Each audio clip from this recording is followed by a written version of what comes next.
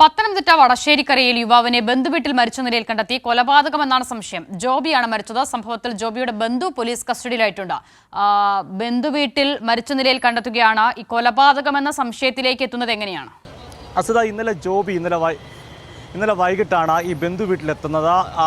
വൈകിട്ടെത്തുന്നു. അതിനുശേഷം ഇന്ന് രാവിലെ ജോബിയെ മരിച്ച നിലയിൽ കണ്ടെത്തുകയായിരുന്നു. ബന്ധു തന്നെയാണ് ഇക്കാര്യം സമീപവാസികളെയും പോലീസിനെയും കാര്യം അറിയിക്കുന്നത്. പോലീസ് എത്തി പരിശോധിക്കുമ്പോൾ രക്തം വാർന്ന നിലയിൽ വീടിനുള്ളിൽ നിലത്ത് മരിച്ച നിലയിൽ കിടക്കുന്ന നിലയിലാണ് കണ്ടെത്തിയിരിക്കുന്നത്. പ്രാഥമികമായി തന്നെ പോലീസ് ഇത് കൊലപാതകമെന്ന് സംശയിക്കുന്നു. എന്നാൽ പോലും ഇക്കാര്യത്തിൽ വിശദമായ അന്വേഷണം പൂർത്തിയാക്കിയ ശേഷം മാത്രമേ ഇത് കൊലപാതകമാണെന്ന നിഗമനത്തിൽ പോലീസിന് എത്തിച്ചേരാൻ സാധിക്കുകയുള്ളൂ.